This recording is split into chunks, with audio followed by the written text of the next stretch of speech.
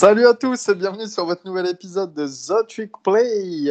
Et comme d'habitude, nous sommes là pour présenter le week-end passé en NCAA et le week-end à venir avec le classement et People. Vous avez l'habitude désormais. On va passer directement, on va pas trop s'attarder. Déjà, je voulais faire des petits bisous à Baptiste qui est de retour. Salut Batou. Tu nous as manqué, Baptiste. Vous m'avez manqué aussi. Ouais. Très content de faire un retour après, je sais pas, 4 épisodes où j'étais plus là. Enfin, j'ai arrêté de compter. Alors Nyon, c'est très joli, mais au niveau connexion internet, c'est un peu tout pourri. Voilà, si vous voulez déménager en France. Non, il était On va suspendu. payer la wifi, les gars. Enfin payer la wifi. Agent immobilier à ses heures perdues. Exactement. On va désormais se concentrer bien sûr la SEC. C'est vrai qu'on n'a jamais démarré par la SEC et que ça prend en général grand désarroi de Victor. Ouais, oui. Et tiens, Valentin, on va parler d'ailleurs d'un match qui t'a plu. On va te parler d'un match qui t'a plu avec un quarterback que t'adores. C'est Texas A&M qui se déplaçait du côté de Mississippi State. Et Texas A&M pour leur 3e victoire cette saison avec une seule défaite, 28-14 face à Mississippi State qui eux signent leur 3e défaite. Ça a été un match très difficile pour Mississippi State et Mike Leach, et notamment pour KJ Costello, le quarterback, vu comme une star qui a été benché pour son 2e match de suite en plein match après une interception cette fois-ci et 99 yards seulement. Est-ce que vous pensez, vous, que la Metal Leach, elle s'est rapidement cassé la figure en sec, et en même temps de ça, Costello, finalement, il est complètement en dehors des attentes. Enfin, il est complètement ailleurs, quoi.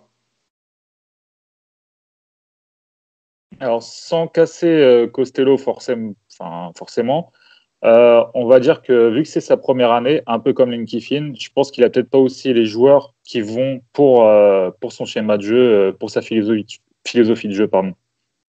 Donc, je dirais pas que sa façon de faire en attaque est forcément finie, mais il faudra peut-être attendre 2-3 ans pour vraiment commencer à juger, qu'il ait un quarterback que lui il a choisi, qu'il ait des receveurs qu'il ait choisi, et qu'il soit vraiment poussé vers son schéma de jeu à lui et pas l'ancien schéma de jeu de l'ancien coach.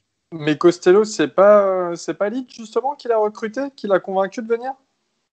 Oui, sachant qu'ils le connaissaient bien, ils évoluent dans la même conférence. Enfin, ils évoluaient dans la même conférence, ils le connaissent bien. Ouais, après Costello, je ne sais pas ce qu'il avait en lui. Après, c'est peut-être mieux que ce qu'il avait déjà avec le Mississippi State. Mais c'est pas. Moi, j'étais le premier à dire qu'il fallait pas attendre grand-chose de Costello. Après, il y en a qui sont enflammés. Ok, d'accord, mais moi, ça m'étonne pas ce qu'il fait. Après, est-ce que Leach en attendait plus? Sûrement, mais je trouve qu'il est dans. Il fait ce que ferait Costello n'importe où, dans n'importe quelle autre équipe.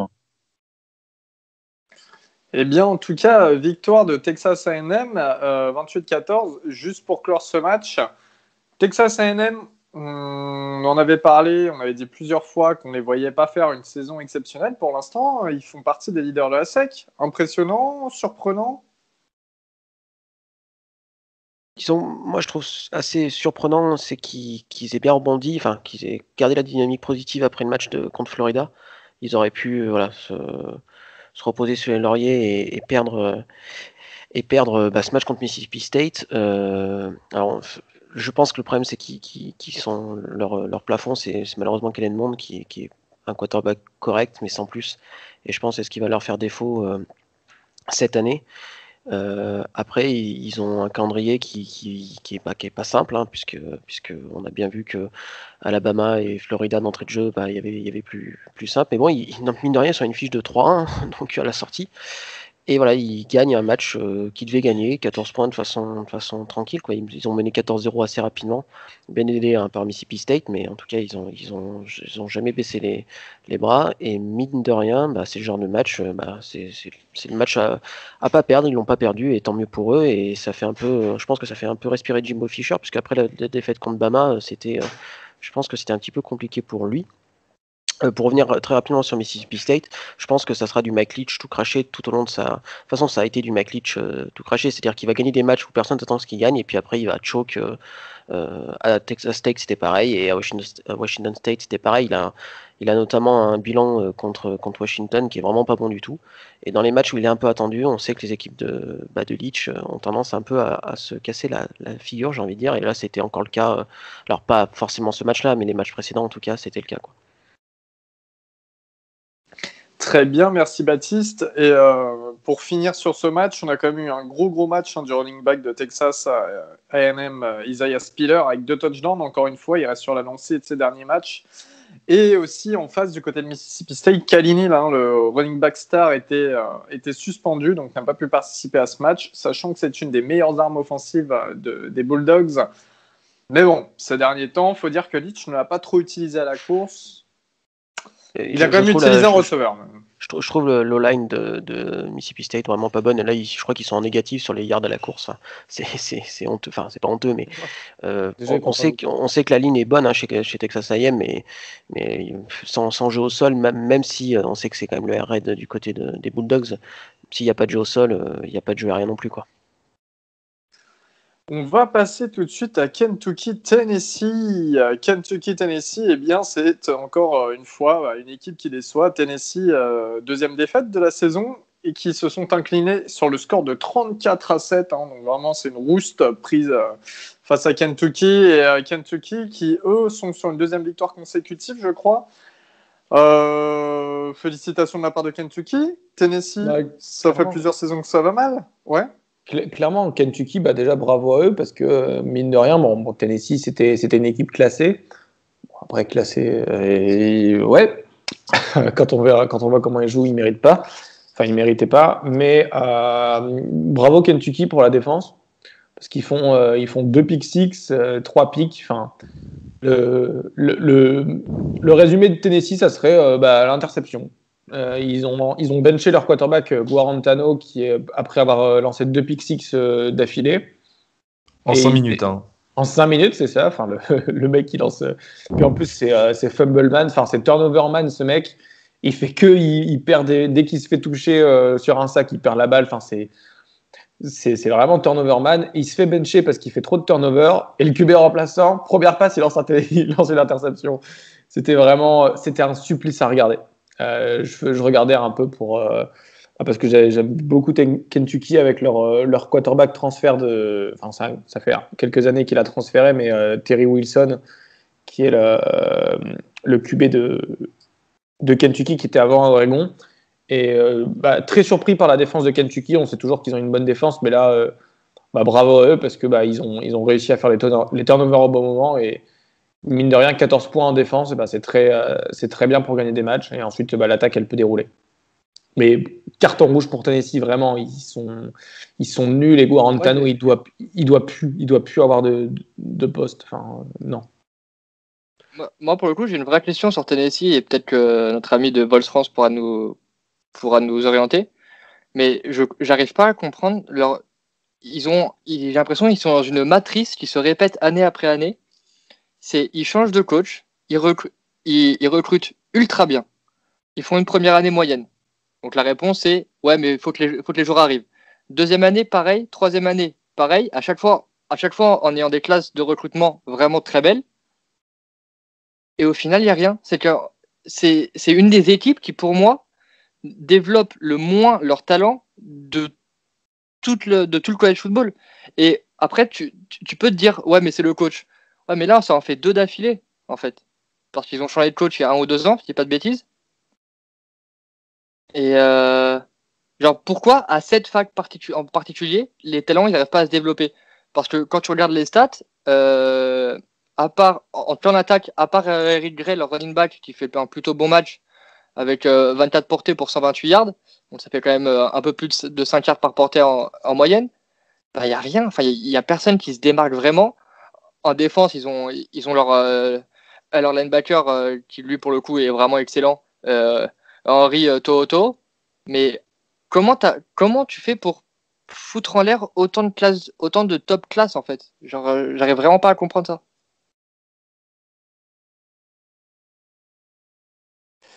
Encore une fois, Kentucky et Tennessee qui ont réalisé un gros recrutement. Hein.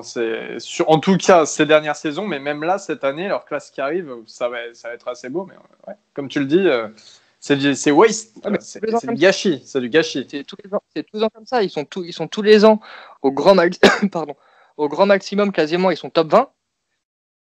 Et puis là, cette année, Guillaume, semble en rien une top 20, une équipe top 20. Top 5 cette année. Hein. Genre, leur classe de recrutement depuis 2 ans, elles sont incroyables. Ouais, voilà, depuis 2 ans, c'est comment tu arrives 4-5 étoiles. à pas transformer ça en talent sur le terrain. Enfin, je comprends pas. Ils attendent Arch Manning. Sachant que c'est ce que je disais, je sais ça, plus qui. Sachant que cette année, il y a quand même eu, il y a quand même des signaux positifs. Leur O-line notamment est monstrueuse. Et puis en fait, jusqu'à la mi-temps contre Georgia la semaine dernière, où tout se passait bien, parce qu'ils étaient soit en tête, soit quasiment à égalité. Après, il y a eu une implosion totale, quoi. Ils ont pris la sauce en deuxième mi-temps contre Georgia. Bon, ça peut à la limite, ça peut se comprendre. Là, prendre 34-7 par Kentucky, c'est vraiment très très bizarre. Alors on sait qu'on est dans une année bizarre, mais voilà, l'O-line est devenue poreuse, j'ai envie de dire. Trey Smith et Ken Mays. Ouais, alors que le match contre South Carolina et contre Mizzou, c'était incroyable. Et là, Kentucky, c'est une bonne équipe. Hein, on en avait parlé en preview, mais de là à embêter aussi autant comme dit Guillaume, hein, une équipe qui est remplie de 4 et 5 étoiles, c'est quand même très très très très bizarre. Ah, mais en plus, ce qui est très marrant comme stat, c'est que Tennessee et Kentucky ont, à peut-être 5 ou 6 yards près, si je dis pas de bêtises, ils ont le même nombre de total yards. À Kentucky, on a 294, Tennessee, on a 287. Au résultat, 34-7. Bien joué, les gars.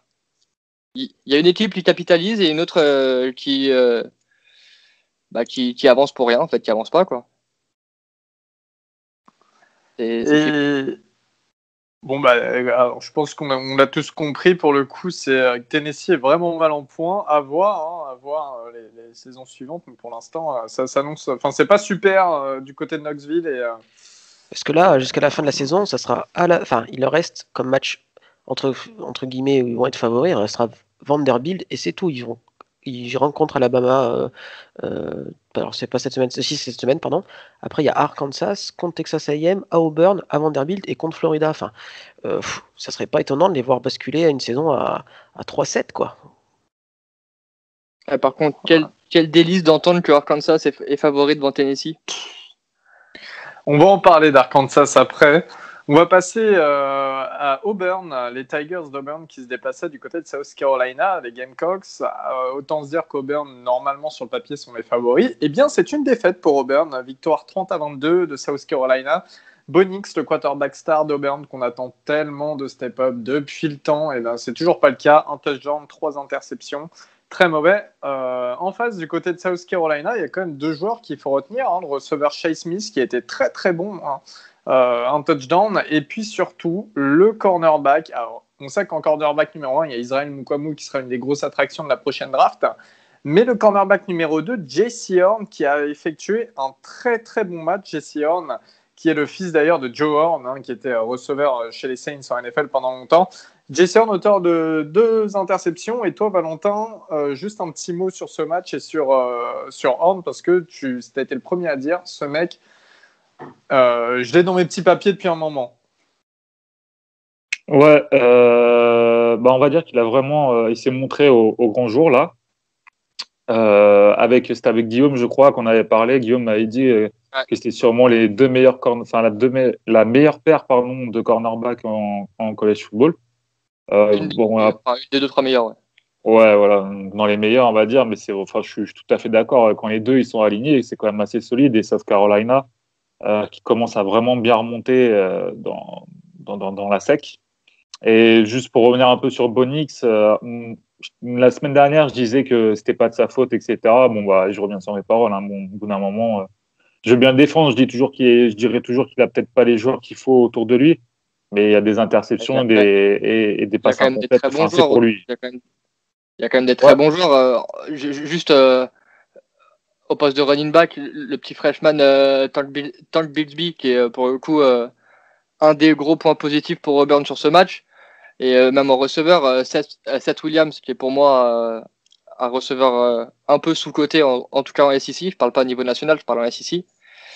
Et après, on en pense Tony ce qu'on en Schwartz veut. Mais aussi, mais Anthony d'accord. Schwartz, voilà. Après, moi, je suis pas fan de ce joueur, tu vois. Moi, pour moi, c'est des speedsters qui soit tu leur donnes la balle sur une sweep, soit tu leur donnes une fade, ou soit tu leur donnes une, comment ça s'appelle, une screen. Pour moi, c'est un, Schwartz, c'est exactement ça.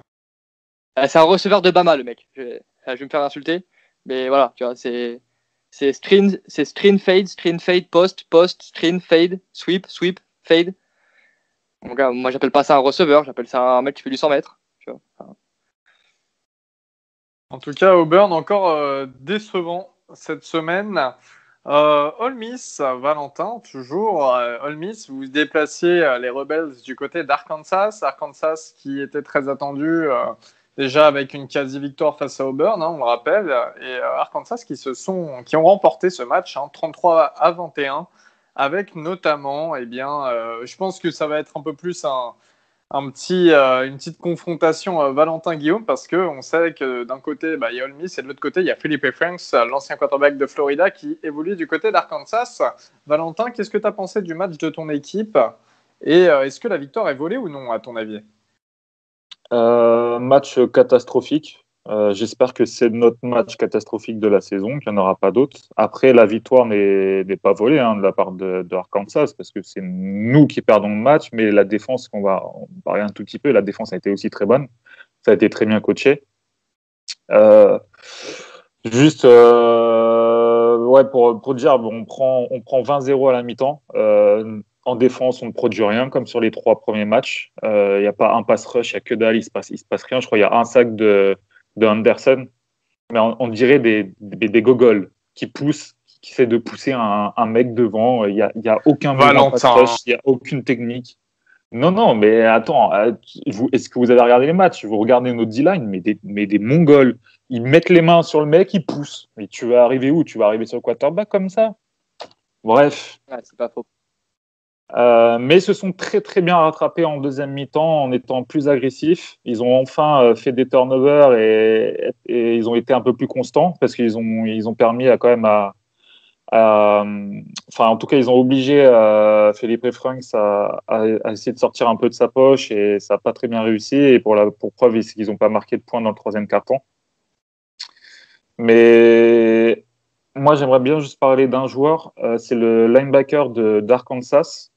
C'est Grant Morgan, qui a été vraiment excellent sur le match. Il était partout. Enfin, il aurait pu avoir 2 interceptions de plus. Il nous a fait vraiment du mal. Et surtout, je pense grâce aussi au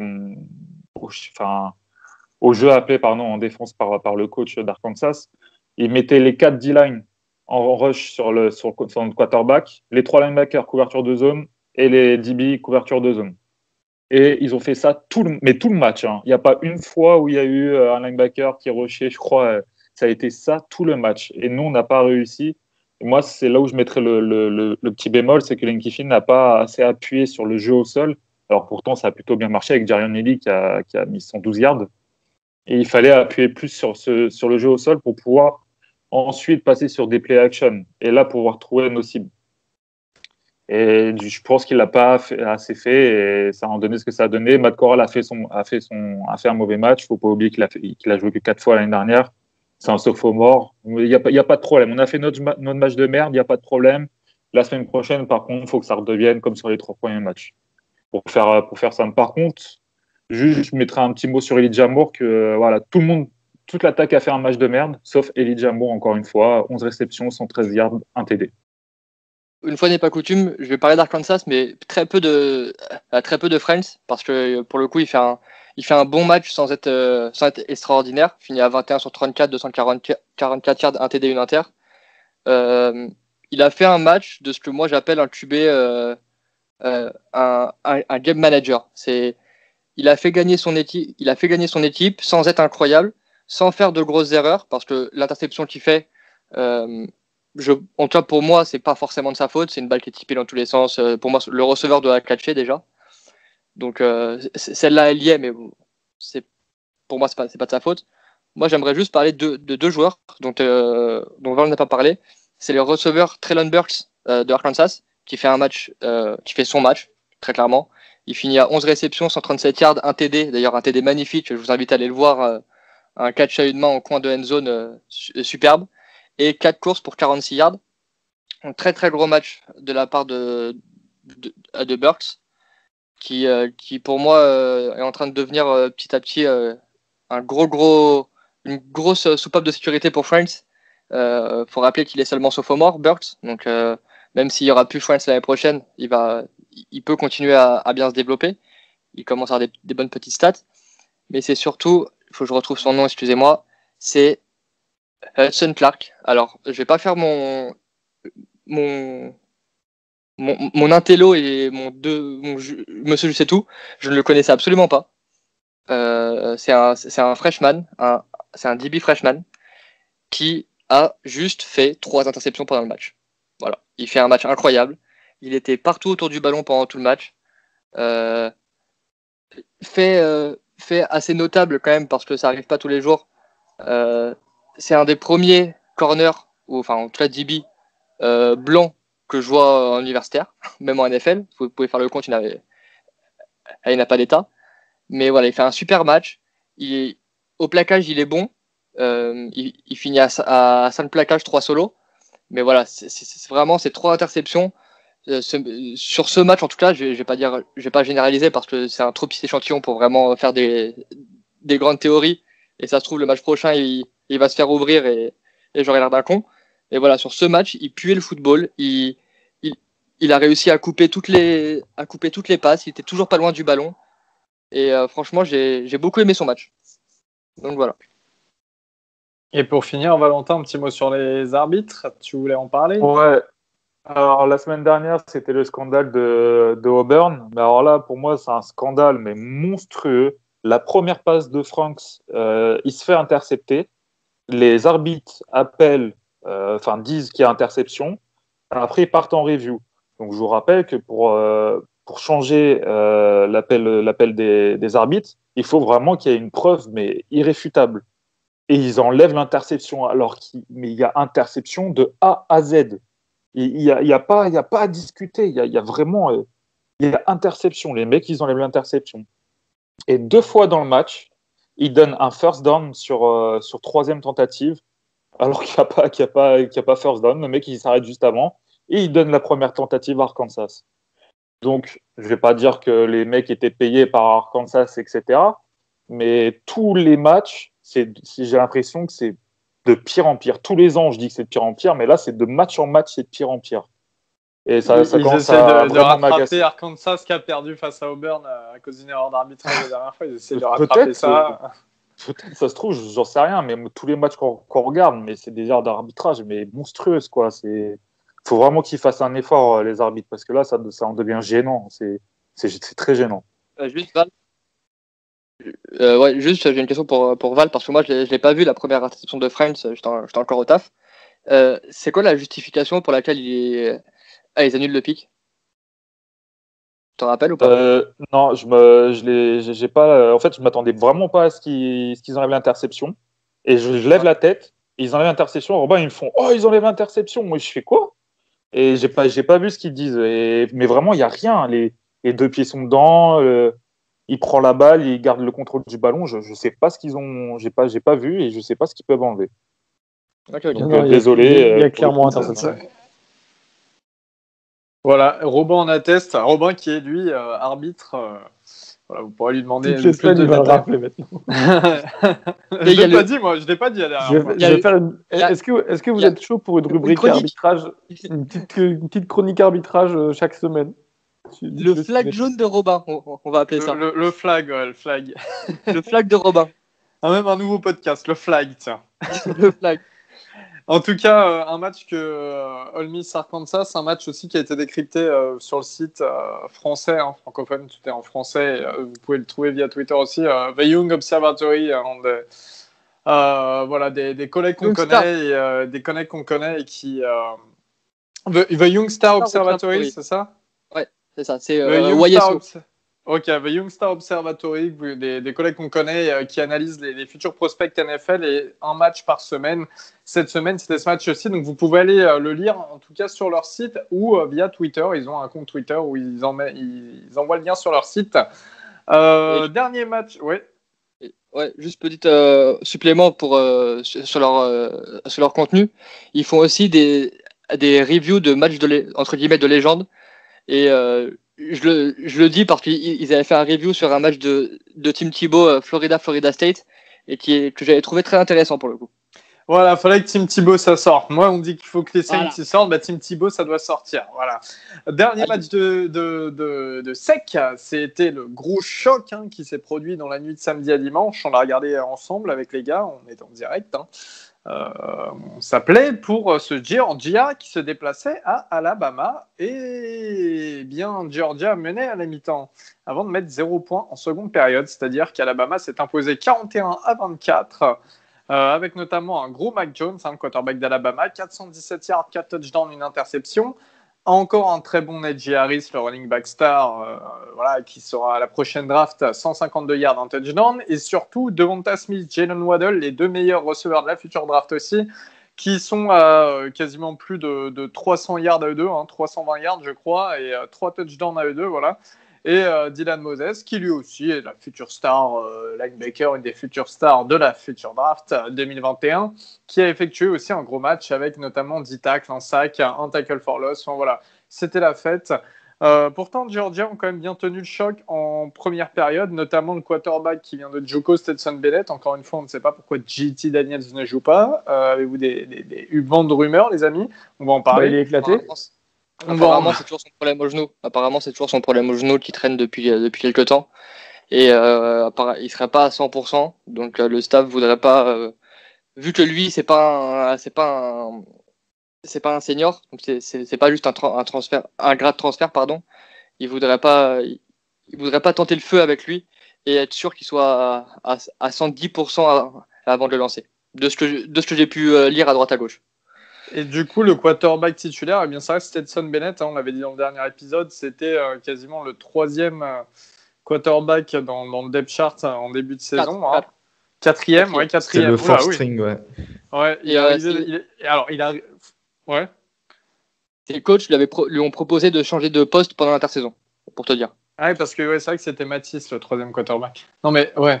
Ah oui. Ça fait partie des belles histoires du college football, ça. Bennett, il y a toujours chaque année un mec comme ça. Ouais, Bennett qui arrivait de JUCO, qui était même pas un des meilleurs quarterbacks. Enfin, c'était le 6e meilleur quarterback de sa classe en JUCO, donc c'est-à-dire c'est pas non plus un niveau super élevé. Et il a commit à Georgia parce que c'était la seule grosse offre qu'il avait. Et je pense qu'il s'imaginerait jamais jouer à Alabama, du côté du Dennis Bryant Stadium. Voilà, grosse victoire d'Alabama. Est-ce que certains sont surpris? Est-ce que certains croyaient en Georgia? Moi, le match, au tout début du match, j'ai cru en Georgia. Bon, même si avant, j'étais quasiment sûr au fond de moi qu'Alabama allait gagner. Mais parce que la première passe lancée par Mac Jones, c'est fini en interception. Bon, une interception qui a mené à rien, puisque après, sur la première passe ou la deuxième passe de Stetson Bennett, lui aussi, il a lancé une interception. Donc voilà, c'est le seul moment de flottement du match où je me suis dit que les Bulldogs allaient pouvoir gagner. Même s'ils menaient à la mi-temps, on sentait que la puissance offensive d'Alabama a passé, je trouve, la défense, qui pourtant, la défense de Georgia, qui est peut-être la meilleure défense du pays.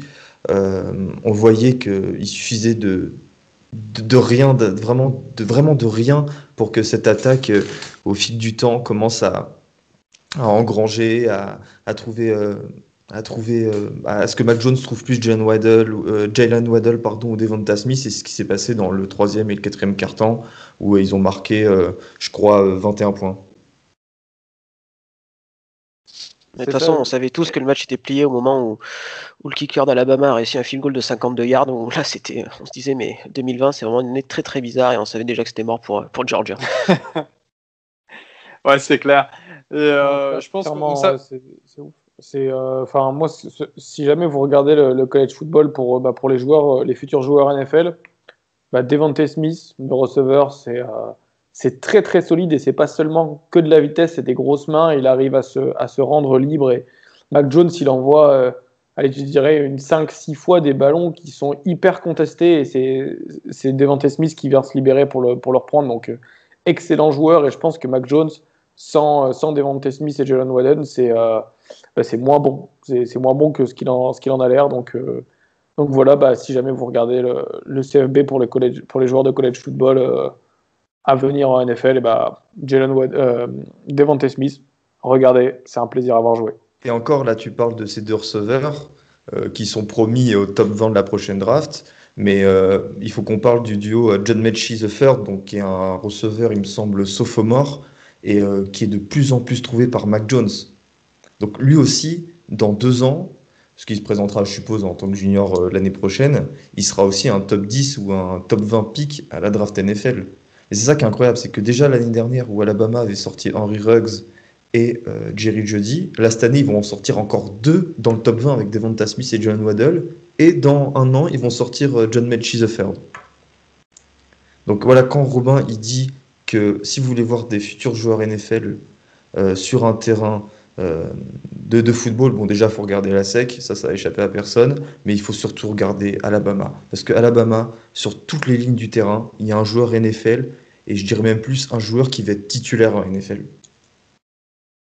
Et puis de toute manière, c'était surtout un gros duel attaque-défense. On le savait. La seule chose qui pouvait éventuellement faire gagner Georgia, c'était leur défense, parce que pareil, il y a 40 prospects là qui doivent partir à la prochaine draft, notamment les 2 cornerbacks titulaires qui sont annoncés sur les 2 premiers tours. Et en face, Alabama, voilà, comme tu l'as dit, Augustin, c'est toute l'offense, quoi. Et puis bon, on savait qu'au bout d'un moment, ça allait craquer pour la défense de Georgia, mais encore une fois, quand tu n'as pas d'attaque et que tu as beaucoup de turnover et que ça revient, tu dois défendre assez régulièrement face à l'attaque d'Alabama. On savait que ça allait péter et puis il s'est passé ce qui s'est passé en seconde période.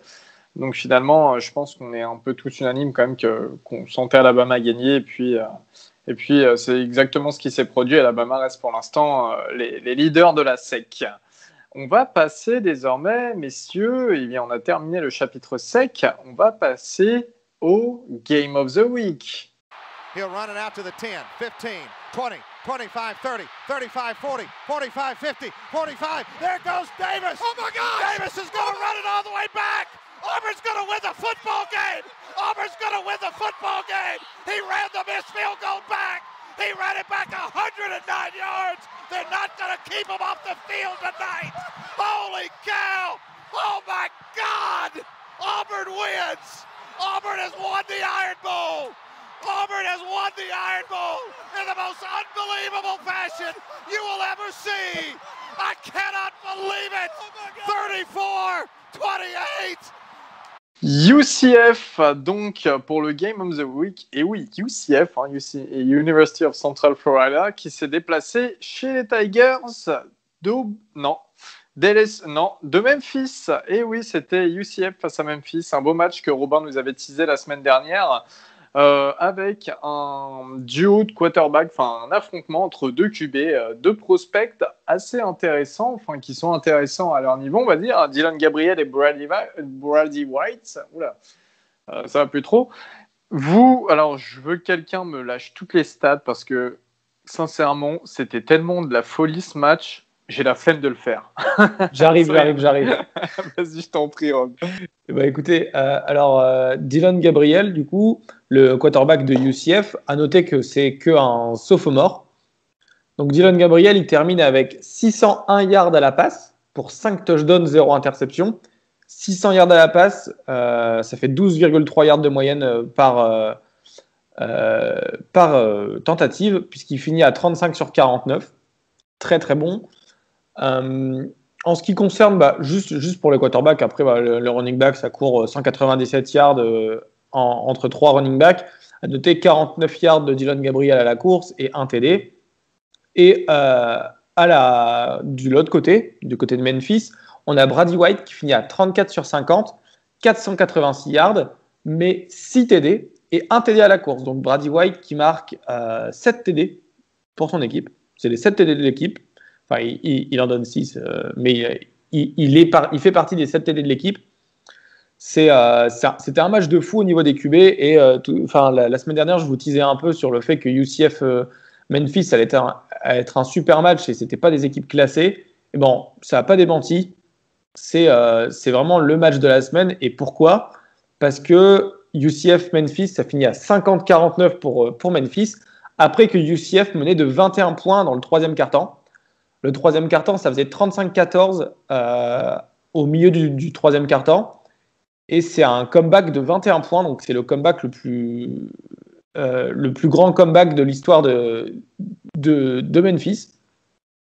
Et excellent match. Enfin, il y a des TD de 85 yards, 90 yards. C'est des trucs de fou. Si vous avez le match disponible sur YouTube en replay totalement, allez le voir. C'est un plaisir. C'est un plaisir, même si vous connaissez déjà le score. C'était un plaisir à voir et c'est quelque chose qui est. C'est le match de la semaine et c'est pas pour rien parce que déjà les autres matchs étaient un peu nuls, mais celui-là était très très très bien, très beau, un vrai match de college football. Et surtout parce qu'il y a eu un quatrième carton incroyable. Tu me dis si je me trompe, Robin, mais UCF, on pensait qu'à la fin au tout début du quatrième carton, avec un touchdown de leur receveur de 93 yards sur une screen pass, un super touchdown, ils menaient 43-29. Or, un écart de 14 points entre Dylan Gabriel et Brady White, c'est rien. Ça ne suffit pas en un quart-temps pour terminer un match. Et c'est à partir de ce moment-là que Brady White il a commencé à distiller, à faire avancer son équipe. En plus, à chaque fois qu'avec des gros jeux ou des jeux qui se jouaient à rien. Pour finir, il restait du coup... le dernier touchdown a été marqué par Calvin Austin III sur une passe de Brady White à 2 minutes de la fin, avec une conversion à 2 points qui a amené le score à 50-49. Et donc voilà, il restait 1 minute. Dylan Gabriel a le ballon. Il réussit à remonter le terrain pour mettre son kicker dans la bonne position pour aller inscrire le field goal de la victoire potentiellement. Sauf que ce dernier, il a raté le field goal. Et on était un petit peu dégoûté parce que UCF méritait de gagner le match. Enfin, moi, j'ai regardé, franchement, même si Memphis fait une superbe deuxième mi-temps, c'est pas eux de gagner le match. Et là, donc, le kicker, il se dirige sur la sideline et il y a un début de bagarre avec ses coéquipiers qui leur reprochent sûrement de ne pas avoir mis le field goal. Donc bref, ça a dû être sympa dans les vestiaires à la fin du match.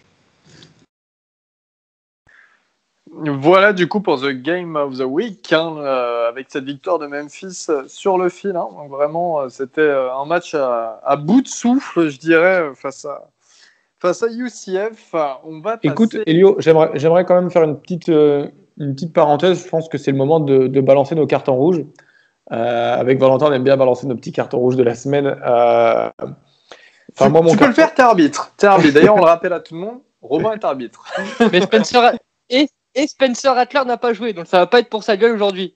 Attends, la Big 12 va justement, c'est pour ça que je vais dire du positif, il n'a pas joué, il n'a pas pu faire d'erreur. Enfin bref, le carton rouge, du coup, c'est la bagarre c'est le début de bagarre du kicker de UCF. Et on parlait tout à l'heure de Tennessee. C'est encore une fois les fans dans les stades qui n'ont pas de masque. Enfin, c'est n'importe quoi, ils sont pleins. Il y a du Covid. Ça, c'est le carton rouge chaque semaine. Ça, c'est le carton rouge chaque semaine. Et voilà, c'est les 2 cartons rouges qu'on distribue aujourd'hui.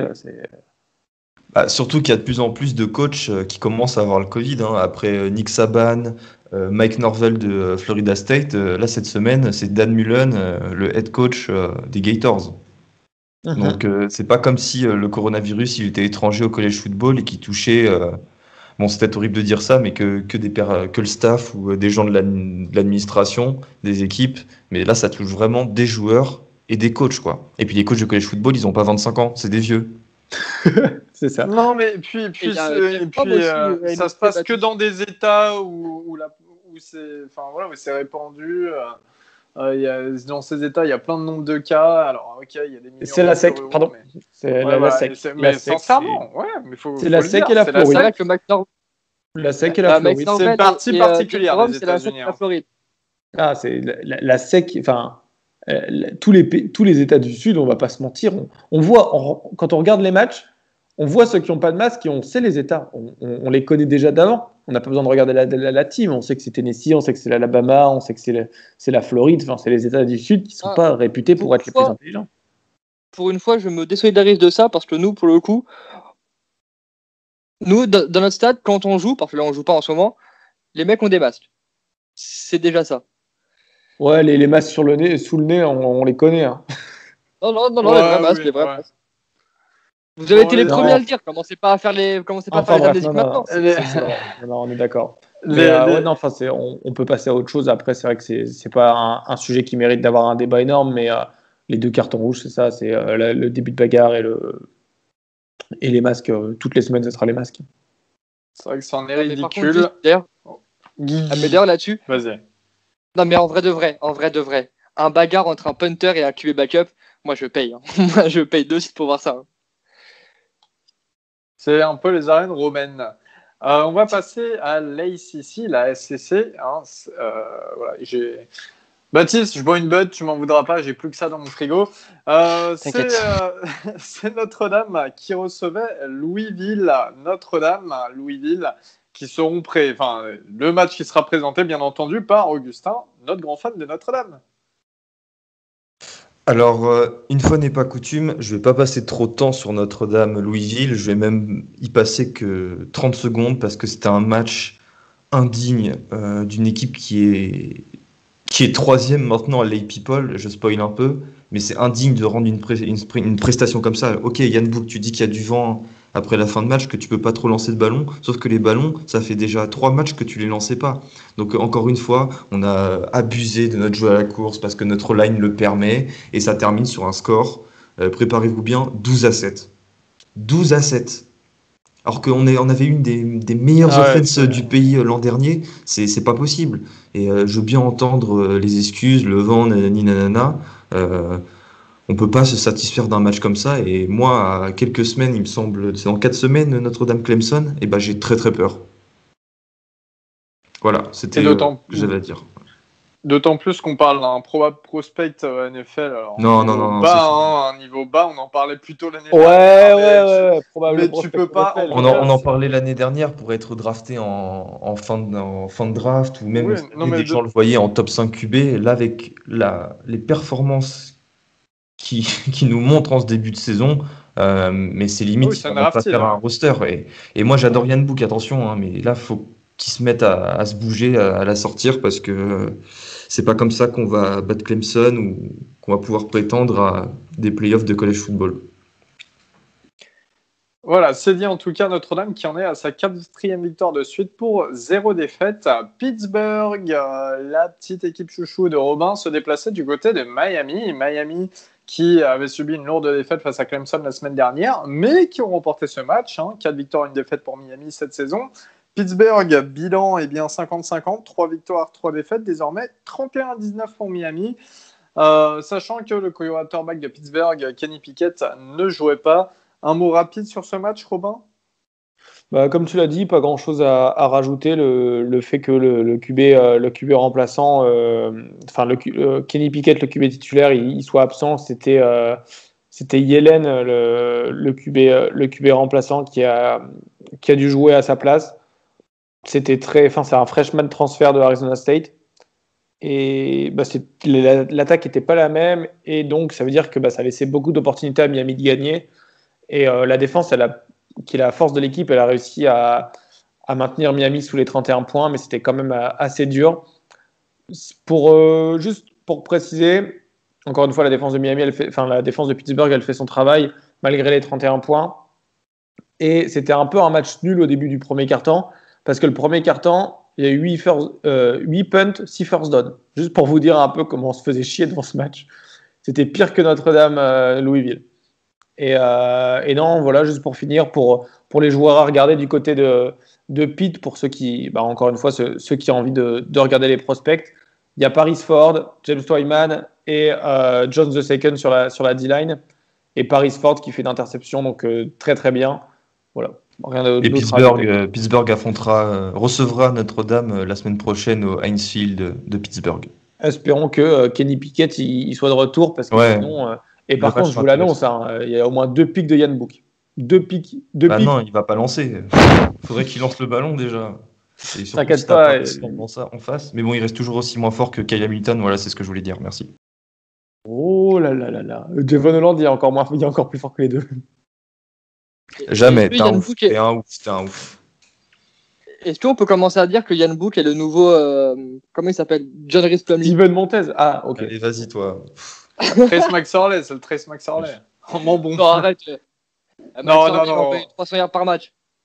Oui, non, je suis méchant. C'est juste qu'il était quarterback à Penn State. Bref, Liberty qui se déplaçait du côté de Syracuse. Liberty, on ne sait même pas comment ça se produit, qui joue face à une équipe d'ACC, car Liberty ne sont pas dans une des 5 grandes conférences. Dans une des grandes conférences, en tout cas, Liberty qui ont remporté ce match 38-21. Syracuse, une victoire, 4 défaites cette saison.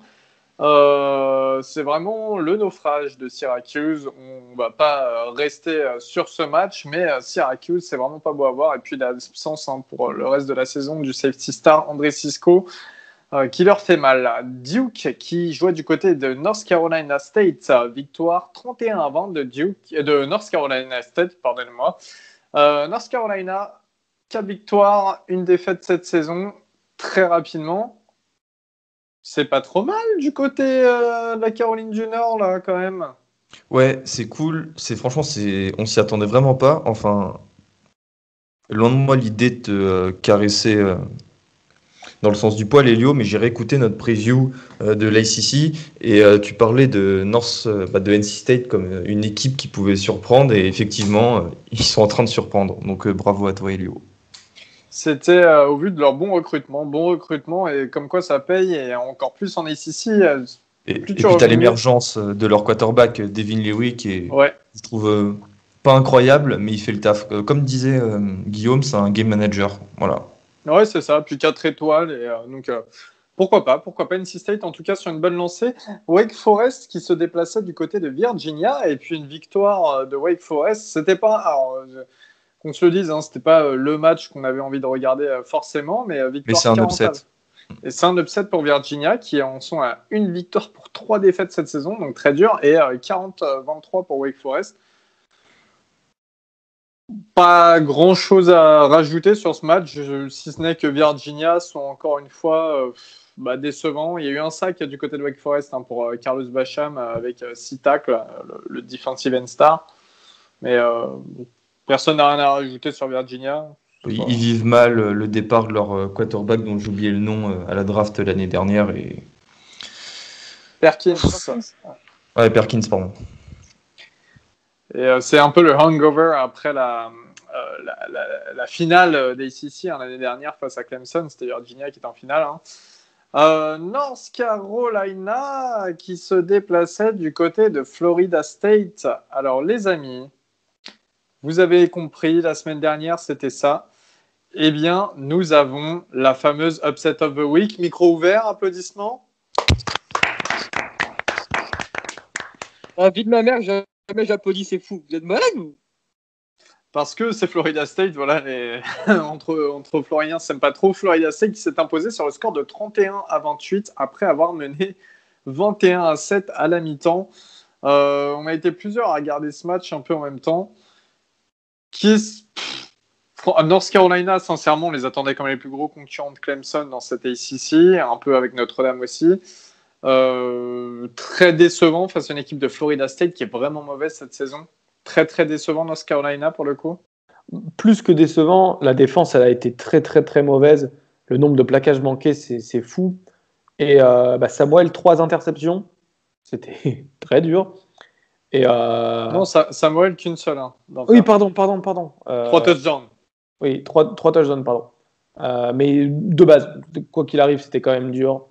Mais c'est 3 touchdowns à la fin, quoi. Ils étaient absents pendant la première mi-temps. Ça se réveille. Ça se réveille trop tard. C'est 3 touchdowns à la fin. Après, je trouve un...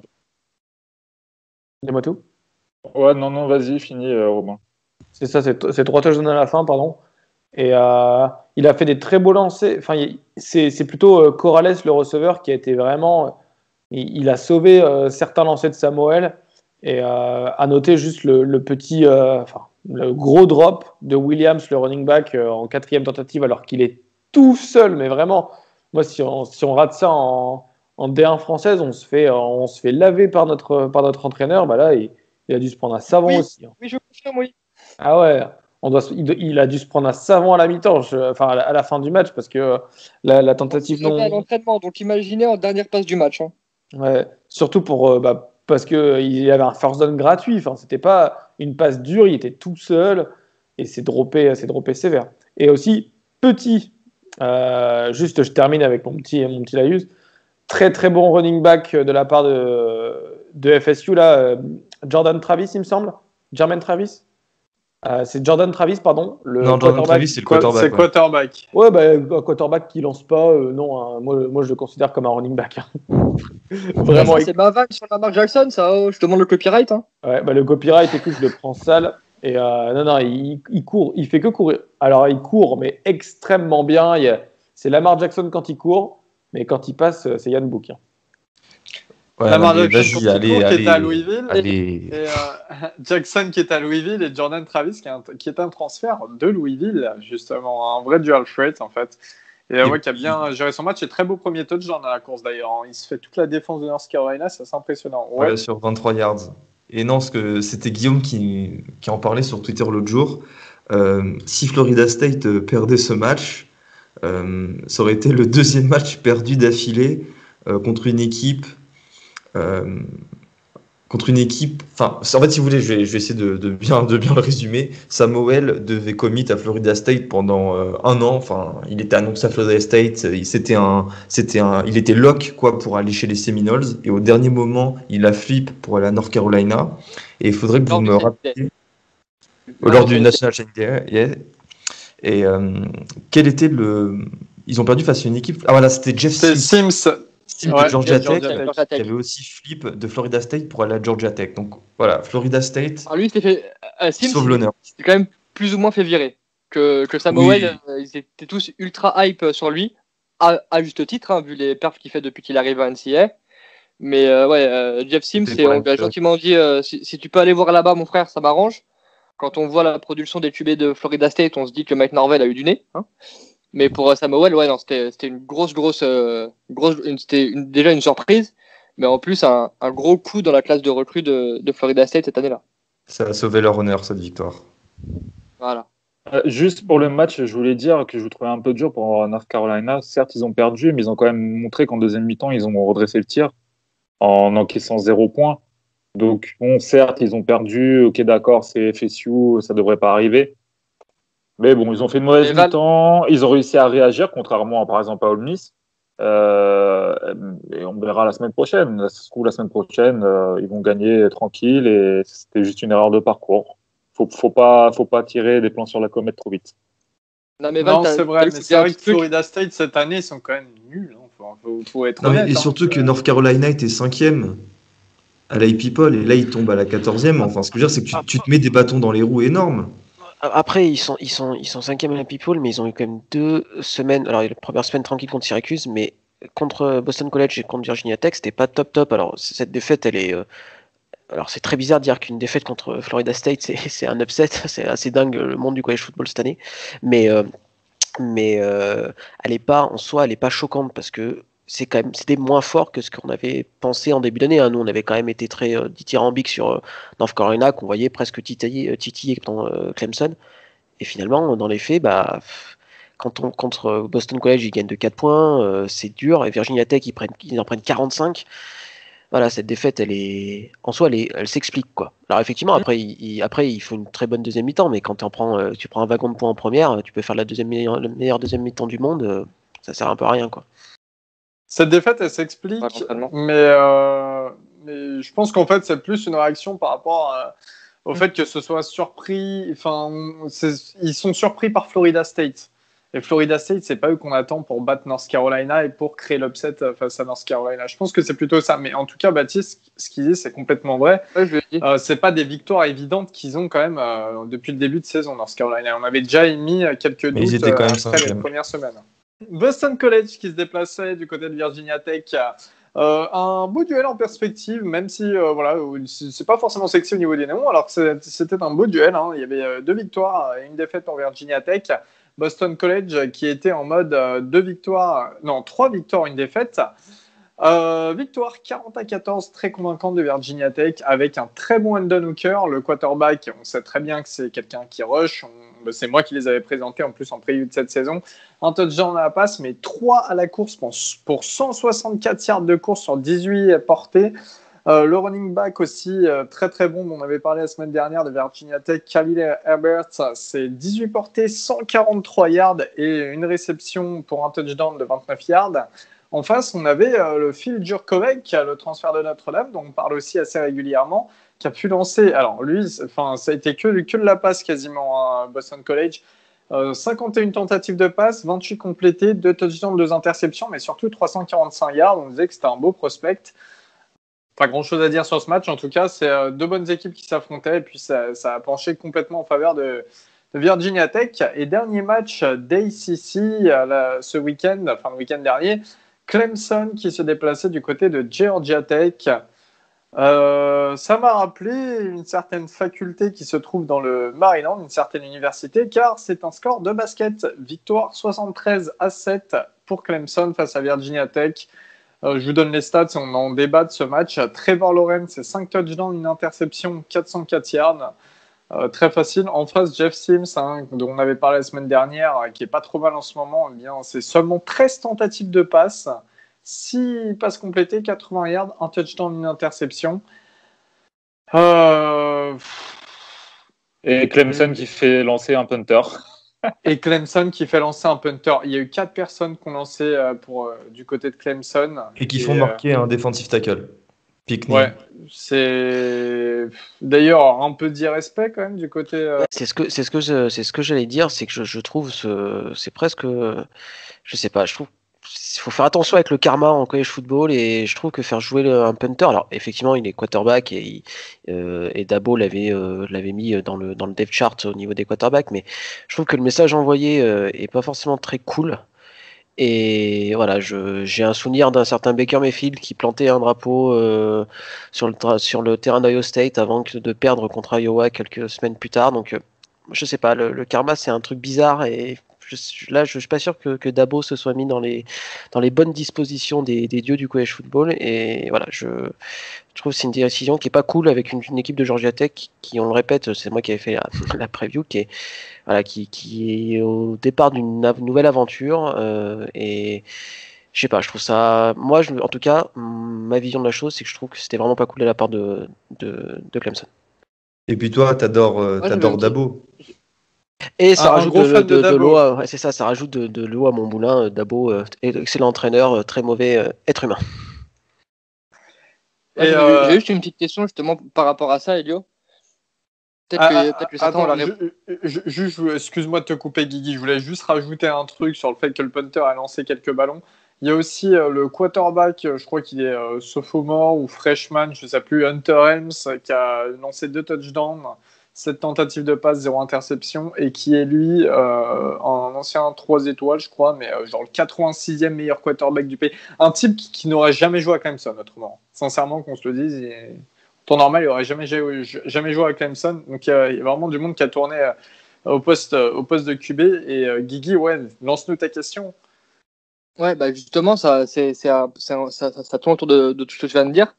Comme tu as dit, il y a 4 personnes qui ont lancé la balle. Donc Trevor Lawrence, Hunter Helms, Tyson Fomachan et comment il s'appelle le punter, pardon? Enfin bref. Will Spears. Voilà, à Will Spears. Moi, en fait, j'ai une vraie question parce que pour moi, il manque un nom dans cette liste et ça, je trouve ça assez étonnant. C'est DJ Uiagalelei. Il était blessé, il est blessé à l'épaule. Il est blessé à l'épaule. D'accord, ok. Voilà, c'était juste ma question, savoir s'il il était blessé ou il avait été en suspension ou quoi. Mais ok, d'accord. Non, il n'est pas suspendu. C'est un enfant en or. Enfin, genre, moi, je l'adore. Ah oui, non, mais c'est clair. Mais c'est pour ça que j'étais vachement étonné de voir autant de monde tourner et de lui pas prendre une rep.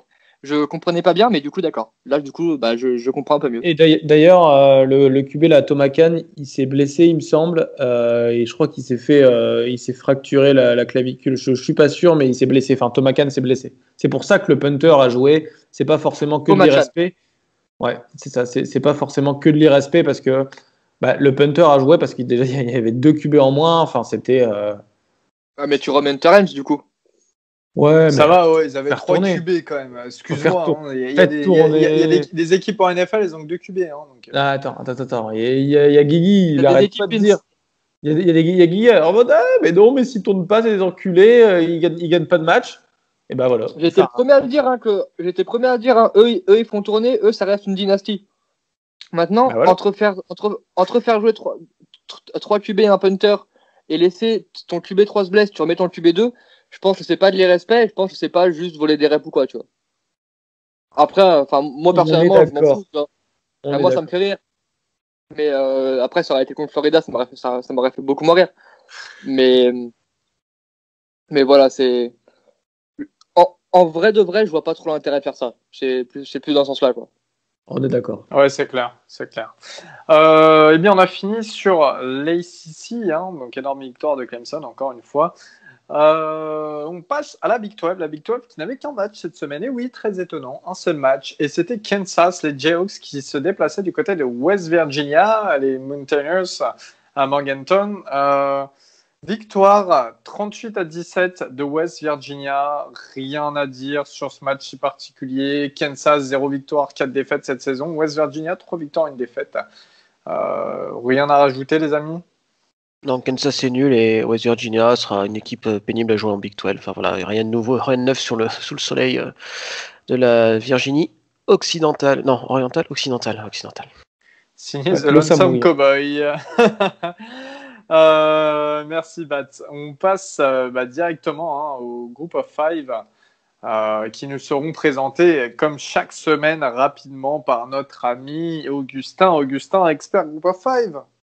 Et oui, Elio, mais cette fois-ci, cette semaine-là, je ne serai pas seul, mais bon, je vais quand même commencer. Alors, j'avais pronostiqué dans la preview de la Week 7 du dernier épisode que Coastal Carolina allait battre Louisiana. C'est chose qui a été faite, donc Coastal Carolina est sur un bilan, pardon, je ne sais pas pourquoi j'ai dit ça, de 4-0 avec cette victoire 30-27. Levi Lewis a été, franchement, je trouve dégueulasse. C'est son jeu à la course qui est venu le sauver, puisqu'il a inscrit un touchdown. Toi, il me semble que Valentin, tu as regardé BYU Houston, BYU qui a battu les Texans 43 à 26, grâce notamment, comme chaque semaine, à un très grand Zach Wilson, the Johnny Manziel mormon. Ouais, du coup, Zach Wilson, super match, 25 sur 35, 400 yards. 4 TD, encore un très bon match de sa part face à Houston, qui est peut-être une des deux équipes les meilleures qui va jouer cette année. Son receveur, Dax Min, que j'ai trouvé vraiment extrêmement bon, 9 réceptions, 184 yards, 3 TD, très rapide, très véloce, qui l'a sorti pas mal de fois de petites galères. Et juste un petit mot sur un joueur de défense de BYU, c'est le numéro 32, le cornerback. J'ai plus son nom malheureusement, je suis en train de le chercher, mais je le trouve pas. Qui a été vraiment un très très bon en couverture sur homme et qui a regardé pour la suite de la saison, qui pourrait être une belle surprise. Merci Val. Alors dans les autres matchs du Group of Five, il y a Marshall qui allait battre Louisiana Tech en Louisiane 35-17, encore une fois grâce au duo Grant Wells et Brendan Knox, le running back. Ce dernier, il a porté 32 fois le ballon pour 2 touchdowns et Grant Wells en a lancé 2. South Florida qui a perdu face à Temple au stade des Eagles de Philadelphie. Moi, c'est Temple, c'est une équipe que j'aime bien regarder parce que, je sais pas si vous connaissez, mais c'est Anthony Rousseau, le quarterback que je trouve drôle. Je le suis sur Insta, il est plutôt marrant. Il a inscrit 4 touchdowns en lançant 42 passes. Donc bref, c'est un joueur qui est drôle à voir, un vrai joueur de college football. Et voilà. Junior AO oblige. T'as regardé le match entre SMU et Tulane, c'est ça? Mais écoute, c'est ça, ouais. Junior AO, juste pour la petite brève, il fait deux plaquages pour un solo. Mais il met toujours la pression et ça se voit pas forcément sur la feuille de stats, mais il est toujours présent et il joue beaucoup, donc très, très content pour lui. Donc bravo déjà. Ensuite, j'aimerais juste parler, le score, ça fait 37-34 pour SMU, qui était classé 17e. C'est 37-34 en overtime, puisque ça fait 34-34 à la fin du match et 3 points pour pour SMU. Shane Buechele, le quarterback de SMU, il finit à 23 sur 37, 384 yards, 2 TD. Sachant que sur les 384 yards, il y a au moins 150 yards qui c'est des yards après la course, enfin après le catch. Et là, c'est là que j'aimerais mettre l'accent, c'est les receveurs de SMU. SMU, ils ont perdu leur receveur star, qui est une énorme star, Reggie Robertson, et ils arrivent quand même à sortir 3 receveurs à plus de 100 yards. Tyler Page, 4 réceptions, 101 yards, 0 touchdown. Danny Gray, 5 réceptions, 133 yards, 1 touchdown. Et Rashee Rice, 7 réceptions, 139 yards, 1 touchdown. Et c'est vraiment ce trio de receveurs mené par Rice et Gray qui sont vraiment impressionnants à voir. Et ils se mettent dans la lignée des grandes stars receveurs de SMU. On pense à Courtland Sutton. Bah, pareil pour Rice et Gray, ils font des routes, enfin des tracés très précis et ils sont assez grands. C'est des grands corps. Donc ça fait plaisir encore de voir que la formation de SMU, elle est présente. Plus l'absence de Reggie Robertson. Plus l'absence de Reggie Robertson. Et petit fun fact, Tyler Page, le receveur qui a 100 yards, il a aussi lancé une passe pour 55 yards sur un trick play. C'est toujours bien noté quand on s'appelle le trick play, je pense. Mais voilà, bon match. Merci Robin, merci. Ça, c'était la phrase de la soirée, tiens. On connecte les points, on fait les liens. Mais non, Tulane a bien joué à la course. Ils finissent avec 195 yards pour toute l'équipe. Et ils ont fait peur à SMU, mais SMU s'en sort quand même. Donc voilà, bon match à regarder, c'était intéressant. Eh bien, merci les amis pour cette présentation du Group of Five. Pour les gros matchs du Group of Five, en tout cas, on va passer tout de suite au classement. Hey people, nouveau top 25. Et numéro 1 du classement, Clemson. Et oui, Clemson, 5 victoires, 0 défaite. Ça reste assez logique. Alabama, numéro 2. Notre-Dame, numéro 3. Georgia, malgré sa défaite face à Alabama, numéro 4. Ohio State, 0 victoire, 0 défaite. Félicitations à eux, numéro 5. Là, il faut quand même le dire parce que je pense que c'est un des rares moments où il va pouvoir profiter de ça sur ces saisons-là en ce moment, enfin ces prochaines saisons même. Oklahoma State, numéro 6, 3 victoires, 0 défaite. Félicitations. Merci, et c'est qu'un début. On se revoit au Rose Bowl en janvier. Gundy on fire. Mais Texas va passer numéro... par là. Et je vous fais comme d'habitude les 5 derniers. Numéro 20, Kansas State. Numéro 21, Minnesota. 0 victoire, 0 défaite, il faut le dire. Numéro 22, Marshall. Numéro 23, North Carolina State. Numéro 24, USC. Numéro 25, Coastal Carolina. C'est toujours drôle de voir ces équipes dans le classement. Enfin, drôle, pas péjorativement, mais c'est marrant parce que en temps normal, c'est jamais le cas. Et rien que le lire, c'est assez sympa. Et surtout la grosse chute de North Carolina qui tombe de la 5e place à la 14e place. Voilà les amis, qu'avez-vous à dire de ce classement? Des choses un peu choquantes. C'est un scandale que Notre-Dame soit classé numéro 3 alors qu'ils ont gagné, mais dans la difficulté, c'était très moche à voir jouer. C'est un scandale. Scandaleux, c'est vrai. Scandaleux. C'est un scandale. Sur la couverture de Gala et Voici demain. Scandaleux, Notre-Dame. Ouais, voilà. Ouais, bon. Non, mais Georgia 4e avec une défaite face à Alabama. C'est normal.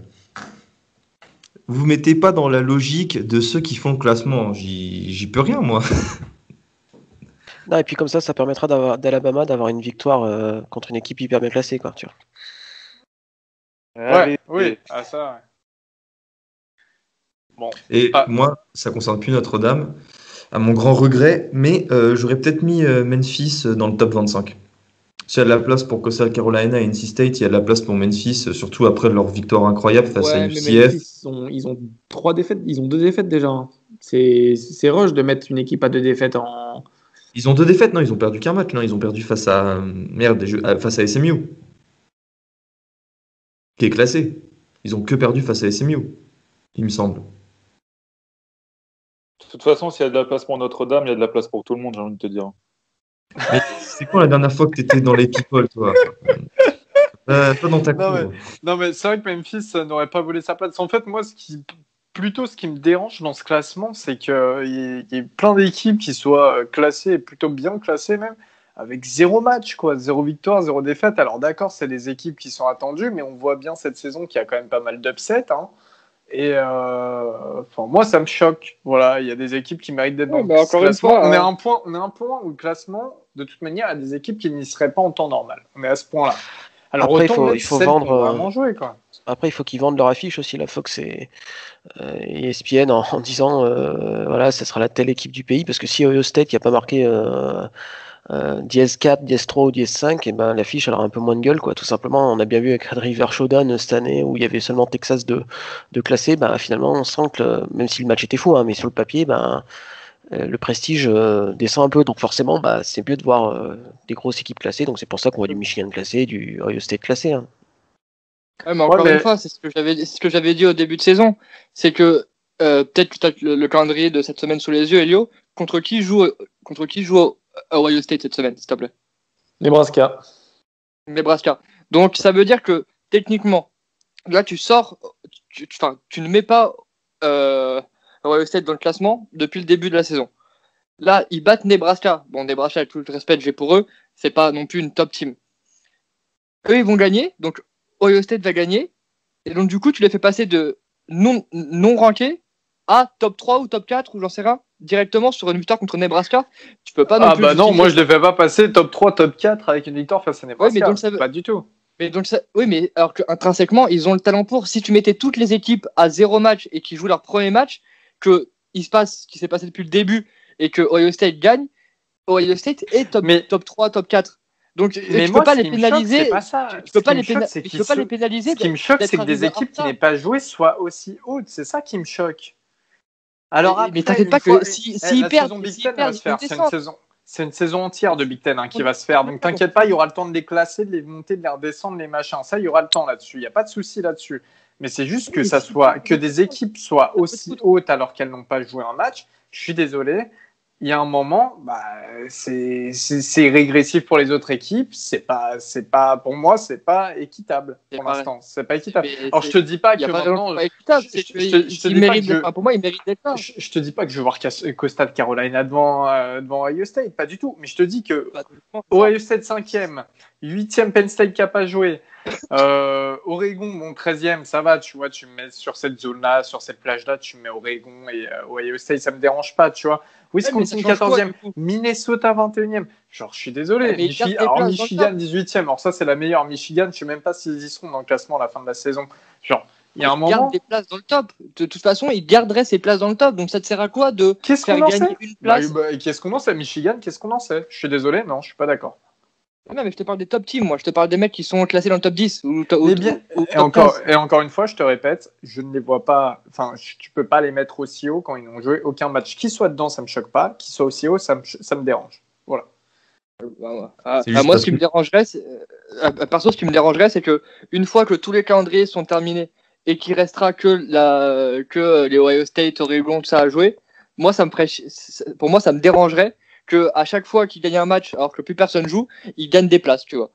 Donc pour moi, en fait, tu le laisses comme ça, le calendrier. S'ils perdent, de toute façon, ils descendront dans tous les cas. S'ils gagnent comme prévu, ils ont la place à laquelle ils devraient être. Donc moi, ça me choque pas. Baptiste, tu voulais intervenir? Non, je testais juste le race Non, mais je pense qu'on peut arrêter le débat là, c'est bon. Oui, t'inquiète. Non, mais Guillaume, moi je comprends bien, j'entends bien, mais après, comme je t'ai dit, les saisons elles se jouent quasiment entièrement. Bon, c'est plus réduit pour la Pac-12, on est d'accord.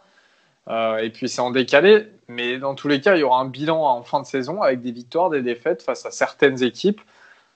Le classement il se fera, c'est pas un souci, c'est juste que maintenant, classer aussi haut des équipes qui n'ont pas joué alors qu'il y en a d'autres qui ont joué et qui se sont donnés, je suis désolé, c'est un classement qui est quand même très particulier et que moi, personnellement, j'adhère pas.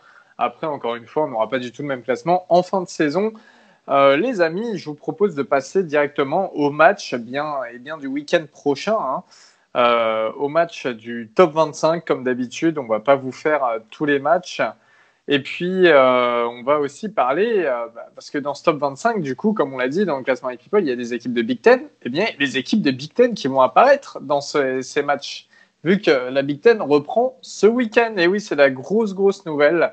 Eh bien, on va directement démarrer d'ailleurs par les matchs à présenter par Illinois qui se déplace du côté de Wisconsin. Donc un match directement Big Ten. Les amis, est-ce que quelqu'un s'opposerait à la victoire de Wisconsin très sincèrement?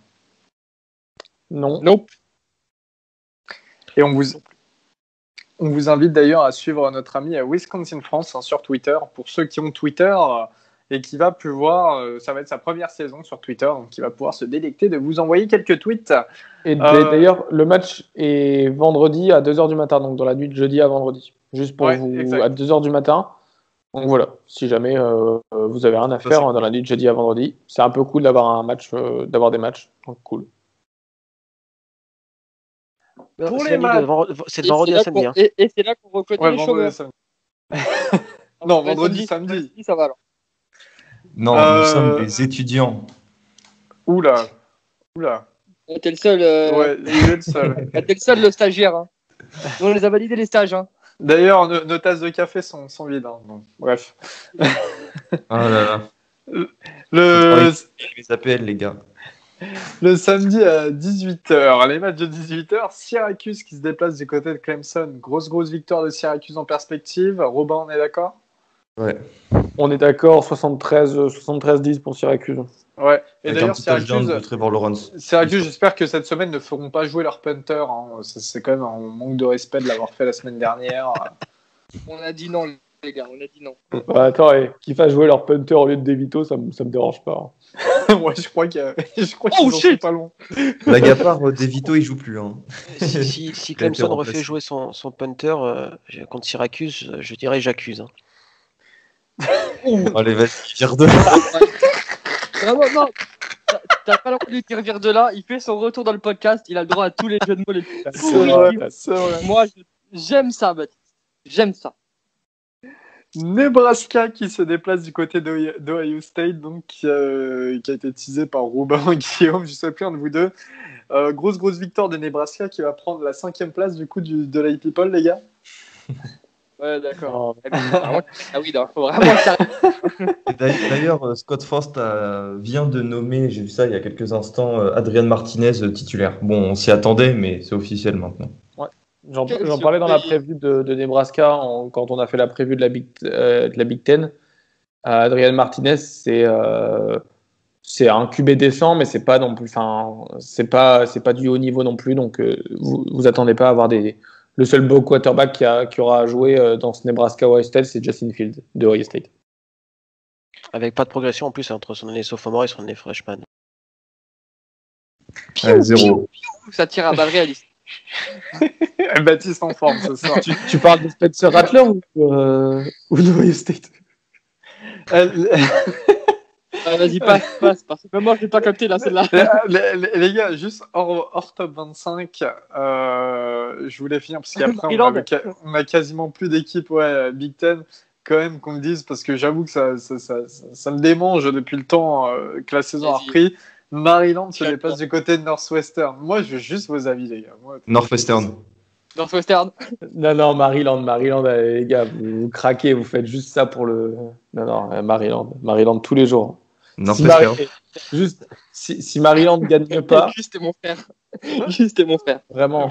Si Maryland ne gagne pas, je sais pas ce que je fais, mais je fais un truc sale. Robin, je vais couper. Attends, et tu fais un truc sale, genre te raser la tête? Ah non, merde,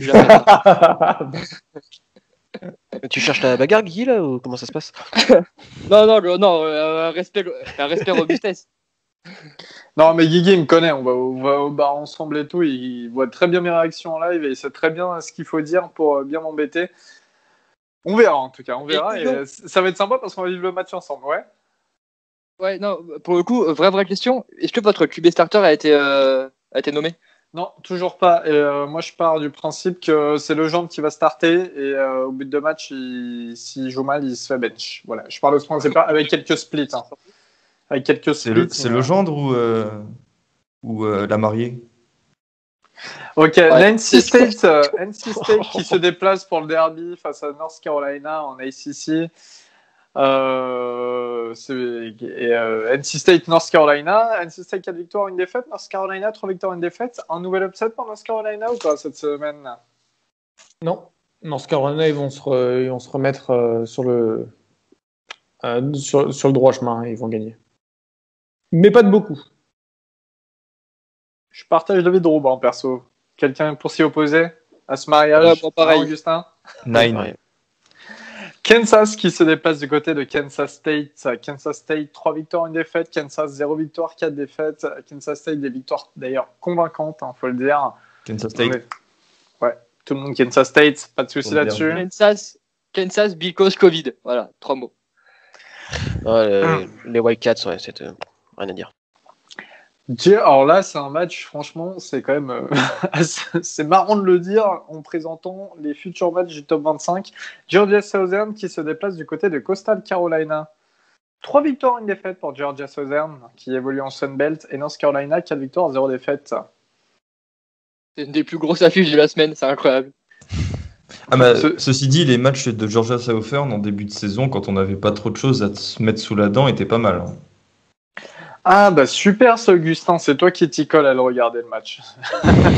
non, mais sans rigoler, il y a eu un beau match face à Louisiana qui s'est terminé en 2 ou 3 overtime. Mais bon, je pense que c'est quand même Coastal Carolina qui va gagner parce que encore une fois, il y a notre linebacker Cletus qui est trop cool. Ouais, c'est vrai. Valentin, victoire de Coastal Carolina. Pourquoi t'as enchaîné Cletus et Valentin? T'es un bâtard? Florida Atlantic qui se déplace du côté de Marshall. Marshall, 4 victoires, 0 défaite. Florida Atlantic, 1 victoire, 0 défaite. Marshall, tout le monde? Ouais. Alabama du côté de Tennessee. Et ben, je vous garantis que Guarantano il va pas jouer. Alabama. Okay. Ah oui, ça c'est sûr. Ouais, Bama est facile. Notre-Dame qui va à Pittsburgh. Elio. Oui. Petite ball prediction. Je mets la défense de Bama qui outscore l'attaque de Bama. Oui, il y a moyen. Ça, c'est pas tu prends des risques, toi. Faut tenter sur les matchs comme ça. C'est trop facile de dire juste Bama. Faut tenter les trucs. Notre-Dame qui se déplace du côté de Pittsburgh. Notre-Dame. La D-line des Panthers, c'est des enfants de 5 ans face à notre line. Et pourtant... face à Liam Falstart-Eckenberg, là, on le connaît. Souvenez-vous de cette phrase. Ouais. Souvenez-vous, parce que moi, je prédis Pittsburgh. Je prédis l'upset de Pittsburgh. Parce que si Kenny Pickett il revient, ça va être très ça sera fort. La Pickett, Jack. C'est quoi la ligne de Paris là sur le match? Savoir si Notre-Dame est vraiment favorite beaucoup ou peu quoi. Alors, vas-y, Elio, enchaîne avec les prochains. En match-up prédicteur, c'est 78% pour victoire de Notre-Dame. Et la ligne, c'est plus 310 pour Pittsburgh. Okay. 48 en over-under. Big 12 cette fois-ci, messieurs. Iowa State qui se dépasse du côté d'Oklahoma State. Oulouloulou, j'ose pas le dire. Alors, avant je sais pas en fait. Juste avant que chacun donne Oklahoma State vainqueur, on est d'accord. C'est peut-être le match le plus important cette semaine. Enfin, c'est pour moi le match le plus important cette semaine pour une raison toute simple. Si Oklahoma State perd ce match, la Big 12 n'aura pas d'équipe pour les playoffs. Oklahoma State étant la seule équipe invaincue. Alors, Iowa State est invaincu dans un match de conférence, mais a perdu contre je sais plus qui en début de saison. Donc, ce qu'on soit très clair, défaite d'Oklahoma State, pas de Big 12 lors des quatre demi-finalistes. Ça, c'est sûr. Et si vous voulez vous jeter sous un train, n'hésitez pas à écouter Baptiste. Cela dit, je suis quand même personnellement, je suis quand même très partagé sur ce match. Très partagé sur ce match. Ouais, moi aussi. Le plus indécis, je pense, de la semaine. Sûrement. Ça va jouer sur un field goal. Un field goal à la fin, peu importe Iowa State ou Oklahoma State, ça va jouer sur un field goal à la fin. À voir, ouais. En tout cas, ouais, à voir. C'était qui avait demandé la ligne pour je l'ai déjà dit. Non, mais ils sont donnés victorieux par entre 10 points et 10 points et demi. Ok. Penn State qui se déplace du côté d'Indiana en retournant Big Ten. Penn State la victoire. Penn State. Indiana. Je prends le risque Indiana, moi. Alors, Penn State aussi. Ouais.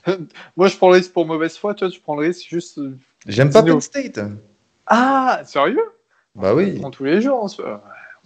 Mon ami. Ah bah, Ouais. le nouveau genre, c'est Gus. Vas-y. Virginia Tech qui se déplace du côté de Wake Forest. Virginia Tech pour tout le monde. Virginia Ouais. Tech. Ouais. Michigan, Minnesota, retour en Big Ten une nouvelle fois. Minnesota, les gars. Minnesota. Celui-là, il n'est pas simple à choisir. Hein. C'est vraiment. Il est pas simple, mais je sais pas pourquoi. Enfin, c'est pas que je sais pas pourquoi, c'est que Michigan, moi, cette saison, je n'y crois pas du tout, quoi. Mais moi, j'ai peur que Minnesota nous fasse une North Carolina, mais version Je suis Big Ten. tout à C'est fait d'accord. Beaucoup de Ouais. hype pour au final nous décevoir. Et sachant que maintenant, ils seront attendus et ils ont perdu quand même des putains de playmakers avec Antoine Winfield, Tyler Johnson. Et non, Rashad Batman revient. Ah bah tiens, et les auditeurs, regardez ce match pour Rashad Batman. C'est le plus beau receveur que j'ai jamais vu jouer de toute ma vie. Point. Et pour Tanner Morgan, qui a le même crâne que notre ami Baptiste. Hein. Franchement, ça vaut le coup. Et je précise Attends. que Gus a 12 ans, donc il en a pas eu beaucoup des receveurs. C'est pour ça qu'il parle de Batman comme ça. C'est pour ça que je parle de Batman comme ça. Virginia qui se place du côté de Miami. Ça commence à partir en live. Miami. Virginia, Miami. Miami, tout le monde. Virginia, C'est une victoire 3 défaites, Guillaume. Pourquoi Virginia? parce que pas Miami.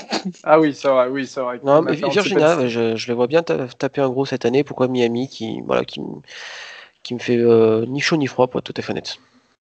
Vaut mieux se taper un gros qu'un petit. Hein. Ouf. Non, bah, C'est pratique non, mais sexuel. là, non, mais là, les bips à tous sens hein, dans ce podcast. Cincinnati du côté de SMU. Cincinnati, moi je dis. Hein, Cincinnati, on SMU. s'endort trop sur eux. Pour moi, SMU. Ouais, pareil, c'est Je dirais SMU aussi, parce que Cincinnati, pareil, est numéro 9, mais je suis pas certain que dans un contexte classique, il soit classé numéro 9. Et puis ce match est aussi très important parce que ce sera peut-être le représentant du groupe of 5 pour les bowls du Nouvel An. Donc voilà, match à suivre quand même au moins d'un œil pour voir qui va upset une des grosses équipes du Power 5 au Nouvel An. Sachant que si SMU gagne, ils vont monter beaucoup de place avec un upset si jamais ils upset Cincinnati qui est classé 9e, ils vont gagner beaucoup de place, donc ça serait intéressant de potentiellement voir un gros match de SMU. Et pour terminer, Texas State qui se déplace du côté de BYU, Brigham Young. Tout le monde sur Brigham Young, pas de soucis BYU. là-dessus. Ouais, parce qu'en plus Texas State, c'est vraiment très très mauvais. Ouais, oui. On vous rajoute quand même quelques matchs en extra hein, hors de ce top 25. Et il y a un Oklahoma TCU qui est pas mal en Big 12. Hein. TCU, ça va partir sur le. Attends, parce que là, j'ai pas eu le temps de parler de Rattler pendant ce podcast parce qu'il a pas joué. Mais attendez-vous à avoir des nouvelles interceptions en fin de match. Et ben moi, je suis pas d'accord avec toi. Moi, je pense que sa deuxième mi-temps, et c'est les 4 prolongations contre Texas l'ont fait grandir et que ça va être un autre joueur à partir de maintenant. Et je vois, ça me coûte de le dire, une victoire de You contre TCU. Une victoire de You aussi avec un match assez propre justement de Rattler. Oklahoma, moi aussi, hein, quand même. Et puis aussi Texas qui se déplace du côté de Baylor en nouveau derby texan. Texas, Baylor en difficulté cette saison. Texas. Ouais, Texas. Ça va être un match. Ouais. Et on termine. Oui, vas-y, Baptiste. Non, j'allais dire que là aussi, Texas, ils vont jouer grosse pression sur Tom Herman parce que là, c'est vraiment pas un match à perdre pour lui. Et on sait qu'a priori, il aurait quand même des difficultés à tenir son vestiaire. Et je pense que là, s'il perd là, c'est fini à mon avis, c'est fini pour lui à Austin. Ouais. Ils perdront pas contre Baylor, c'est sûr. On termine avec la SEC parce qu'en SEC, toujours pareil, quelques matchs intéressants avec des équipes non classées. Auburn qui se dépasse du côté d'Ole Miss. Alors là, perso, je suis indécis, mais total, quoi. Pour moi, Ole Miss, parce que pour moi, c'était une erreur de parcours contre Arkansas. Et il n'y a personne à Ole Miss pour faire des interceptions à Bonix. as quand même Jones, le safety. Après, de ce que nous a montré en deuxième mi-temps la semaine dernière, la défense, on peut s'attendre peut-être à un peu mieux. Après, voilà, si on commence à mettre 50 points, j'ai envie de te dire, Bonix, je m'en fous. Si on en met 50. Moi, je pense que ce match, il va vraiment dépendre de quelle offense de Ole Miss on va voir. Si on voit l'offense qui galère à avancer, qui fait des erreurs bêtes, je les mets perdants tous les jours. Parce que Bonils, on peut en dire ce qu'on en veut. En règle générale, je parle pas du dernier match, mais il fait rarement de gros coups d'éclat, mais il fait rarement de grosses boulettes. Maintenant, comme tu l'as dit, si votre offense reprend là où elle s'est arrêtée avant le dernier match, je vois pas du coup par le même procédé, je vois pas Bonils et l'offense de Auburn rentrer 30, 40, 50 points sur le match. Donc ça, pour moi en fait, les clés de ce match sont avec l'attaque d'Ole Miss. D'accord avec Guillaume. Kentucky, Missouri, c'est pas intéressant, mais intéressant en même temps. C'est deux équipes qui se valent quand même. Je mets Kentucky. Missouri. Ouh, moi je dirais Kentucky. Missouri, il y a quand même Bezlag qui est pas mauvais, hein, qui a montré quand même face à LSU qui en avait sous la main. On va voir. South Carolina qui se déplace du côté d'LSU. Est-ce que South Carolina va rester sur sa bonne lancée? Est-ce que LSU vont rester sur ça la va être mauvaise intéressant de voir. Ça va être intéressant de voir les cornerbacks face aux receveurs de LSU. Je sais pas si Mukuamu va être dispo le week-end prochain, s'il n'a pas joué ce week-end, mais si c'est le cas, ça va être vraiment intéressant. Ouais, mais juste petite info, les gars, Miles Brennan est très très questionable. Apparemment, il aurait, j'ai vu un article, c'est Ed Orgeron qui disait ça. Il a une significant lower body injury, donc il dit pas ce que c'est, mais très très, il est doubtful pour les amateurs de fantasy football pour ce match. Ouais, apparemment, LSU, ça continue d'être dur pour eux. Hein. Ils sont dans le dur, les pauvres Louisianais. Donc, je mets c'est South clair. Carolina. Voilà, ça sera tout en tout cas pour cet épisode, les amis. Encore une fois, désolé si ça vous a paru un peu long, mais voilà, on a essayé de faire le maximum pour vous donner le max d'infos en très peu de temps. Comme vous avez pu l'apprendre, la Big Ten arrive le week-end prochain, hein, donc le week-end du 24-25. Voilà, n'hésitez pas à nous poser des questions, comme d'habitude. N'hésitez pas à interagir avec nous, comme vous le faites si bien. Et puis, merci de nous avoir écoutés. Et voilà, on se dit à la semaine prochaine, les amis. Salut à tous. Ciao. Bisous, Spencer Rattler.